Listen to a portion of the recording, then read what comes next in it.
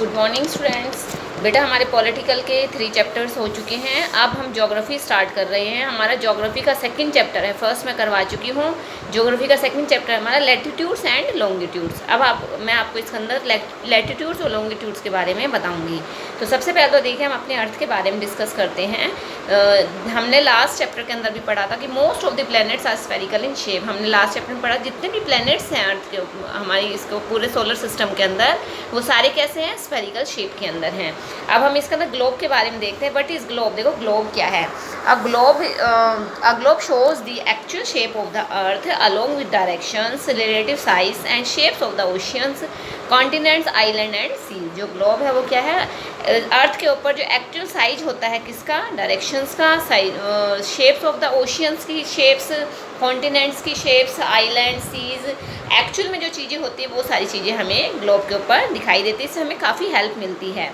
और इसके अलावा जो ग्लोब है वो हमें रोटेशन और रिवोल्यूशन के बारे में बताता है, जिसके द्वारा दिन और रात बनते हैं।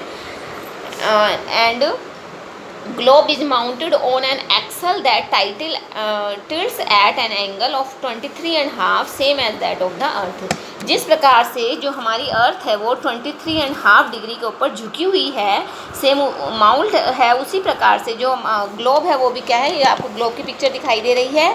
सेम इसी प्रकार से हमारी अर्थ भी थोड़ी सी ऐसे झुकी हुई है, 23.5 डिग्री के ऊपर झुकी हुई है। और सेम ऐसे ही जो एक ग्लोब है ये भी बिल्कुल सेम अर्थ का ही एक मॉडल इसमें दिखाया गया है। आगे देखो बेटा, we know that earth is flattened at the poles. हम सभी को पता है कि जो अर्थ है वो क्या है, पोल्स के ऊपर तो दबी हुई है, फ्लैट है, and bulging at the middle. और जो इसका मिडिल पार्ट है, जो इसका बीच का एरिया वो क्या है, उभरा हुआ है, बाहर की साइड निकला हुआ है। और जो इस प्रकार की शेप होती है उसे क्या कहा जाता है, जियोइड कहा गया है। That's clear. The earth rotates on its axis which is an imaginary line. जो हमारी अर्थ है वो अपने एक्सिस के ऊपर घूमती है, तो जो जिसके ऊपर घूमती है उसे क्या है, इमेजिनरी लाइन कहा गया है। The two end points of axis are called poles. और इसके जो दो एंडिंग पॉइंट्स हैं, यानी कि नॉर्थ पोल और साउथ पोल, नॉर्थ और साउथ में जो इसके एंडिंग पॉइंट्स हैं उसे पोल का नाम दिया गया है। Towards a pole star that is called north pole. जो पोल नॉर्थ की तरफ जा रहा है वो नॉर्थ पोल है। And another is south pole, जो दूसरी साइड है वो उसे साउथ पोल का नाम दिया गया है। Two equal parts by drawing a line midway between the north pole and the south pole. अब देखो जो नॉर्थ पोल है और जो साउथ पोल है, देखो अब आपको मैं फिर से ग्लोब दिखा रही हूँ। इसके अंदर देखो बेटा, आपको ये ग्लोब के ऊपर देखो ये वाइट कलर की, जो जहाँ मैं पेंसिल फेर रही हूँ आपको दिखाई दे रहा है पेंसिल, ये जहाँ पेंसिल चल रही है देखो ये डार्क हो गया है। जो ये वाला एरिया है ये क्या है, ये ऊपर वाला नॉर्थ पोल है कि नीचे वाला साउथ पोल। तो इन दोनों को बीच में मिडिल से काटा गया है। जो ये आपको इमेजिनरी लाइन दिखाई दे रही है ये क्या है बेटा, इक्वेटर कहलाती है, जो इसे दो इक्वल पार्ट्स के अंदर डिवाइड करती है। And between the north pole and south pole this line is a circle called equator. इसे क्या नाम दिया गया, इसे इक्वेटर कहा गया है। North the part of the earth lies in the north of equator. जो नॉर्थ साइड में उसे क्या कहा गया है, नॉर्दर्न हेमिस्फीयर। और जो साउथ का एरिया है उसे क्या कहा गया है, सदर्न हेमिस्फीयर का नाम दिया गया है। Is that clear? आगे देखो बेटा, अब हम आते हैं अपने टॉपिक के ऊपर। What are latitudes and what are longitudes. Latitudes देखो, लैटिट्यूड, लैटी का मतलब होता है लेटी हुई, तो आप इसको इसी तरीके से याद कर लीजिए। जो लेटी हुई लाइनें हैं हमारे ग्लोब के ऊपर वो आपकी लैटिट्यूड्स कहलाती हैं। लॉन्ग का मतलब होता है लंबी, यानी कि जो खड़ी लाइनें हैं वो आपकी क्या कहलाती है, लॉन्गिट्यूड्स कहलाती हैं। अब हम पहले लैटिट्यूड्स के बारे में डिस्कस करेंगे। अब देखो आपको डायग्राम दिखाई दे रहा है, इसके अंदर देखो ये पेंसिल, जहाँ जहाँ पेंसिल चल रही है उसको देखो, ये इस प्रकार से ये 0 डिग्री इक्वेटर, एक ये लाइन है, एक ये है, एक फिर आपकी ये है, एक ये है। इसी प्रकार से सेम ऐसी आपकी साउथ की साइड भी है। तो जो सेंटर में लाइन है जिसे 0 डिग्री है वो आपकी इक्वेटर है। और जैसे जैसे ऊपर जाते हैं ये लाइन इनका डिवीज़न होता गया है, और नॉर्थ के ऊपर आकर बिल्कुल एक पॉइंट रह जाता है जिसे नॉर्थ 90 डिग्री नॉर्थ का नाम दिया गया है। सेम इसी प्रकार से नीचे बढ़ते जाते हैं 15 डिग्री, 30 डिग्री, 45, 60, और लास्ट में आपका जो 90 डिग्री आता है वो बिल्कुल पॉइंट रह जाता है, इसे 90 डिग्री साउथ का नाम दिया गया है। अब देखो बेटा लैटिट्यूड्स क्या होते हैं। To locate on a place on earth imaginary lines are drawn on the globe. अगर हम अर्थ के ऊपर किसी प्लेस के बारे में जानना चाहते हैं तो उसके लिए हमने ग्लोब के ऊपर कुछ लाइनें बनाई हैं। The set of circles between north pole and south pole are called lines of latitudes.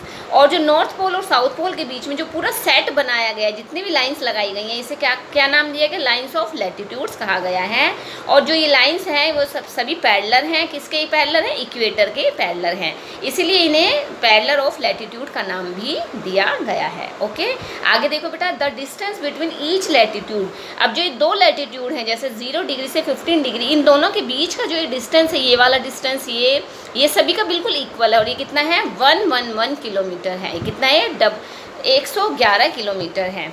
और जो the equator represent the 0 degree latitude, जो मैंने आपको भी बताया था कि जो 0 डिग्री लैटिट्यूड है उसे इक्वेटर का नाम दिया गया है।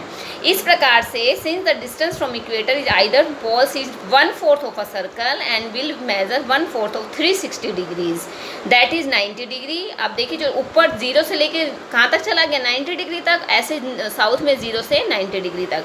तो 0 से 90 degree north latitude marks the north pole and south 90 degree south marks south pole. इसे साउथ पोल का नाम दिया गया है। अब देखो बेटा, फीचर्स ऑफ लैटिट्यूड। जो लैटिट्यूड है उसके फीचर्स क्या हैं? अगर आपसे पूछा जाए how many parallels of latitude, तो आप क्या बताओगे? 180 नहीं होंगे, 181। कैसे हैं? देखो बेटा, 181 0 से 90 तक कितने हो गए? 90। और 0 से 90 तक ही नीचे साउथ में कितने हो गए? 90 और 90 180। 90 प्लस 90 और एक इक्वेटर को मत भूल जाना, प्लस में इक्वेटर, ठीक है?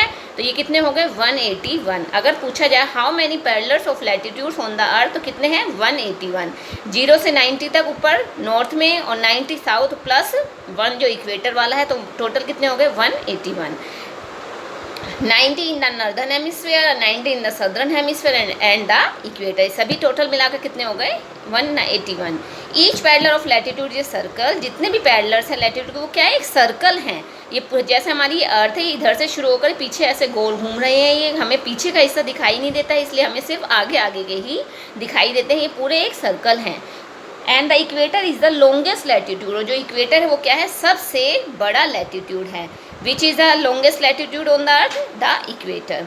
And is always equal except at the poles where it is a little more than what is near the equator and the earth flatness on the poles. Okay, अब देखो बेटा, जो इंपॉर्टेंट लैटिट्यूड्स हैं, अब मैं उसके बारे में आपको बताऊंगी। अब आपको लैटिट्यूड क्लियर हो गया।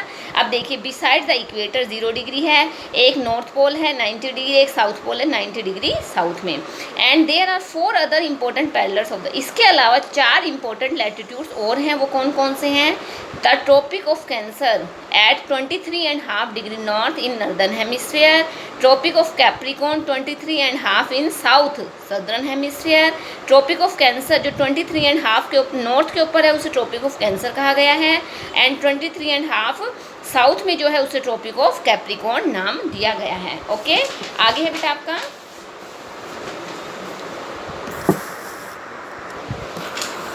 The Arctic circle eight 66.5 degree north of equator. जो आपका आर्कटिक सर्कल है उसमें क्या है? जो 66.5 नॉर्थ में जो है उसे आर्कटिक सर्कल का नाम दिया गया है। एंड 66.5 जो साउथ में है उसे एंटार्कटिक सर्कल का नाम दिया गया है। इस प्रकार से टोटल आपके कितने हो गए? 7 हो गए। 7 कैसे हो गए? 0 डिग्री, उसके बाद 23.5 यानी कि ट्रॉपिक ऑफ कैंसर, 23.5 के बाद 66.5 और एक आपका 90 डिग्री नॉर्थ में। 3 इक्वेटर से ऊपर हैं, 3 इक्वेटर से नीचे हैं और एक आपका इक्वेटर। तो टोटल आपके कितने हो गए? 7 इंपॉर्टेंट लैटिट्यूड्स हो गए हैं। ओके, आज के लिए इतना ही है बेटा, बाकी कल डिस्कस करेंगे। जितना मैंने पढ़ाया है इसको आपको अच्छे से रीड करना है, अंडरस्टैंड करना है। Okay, thank you.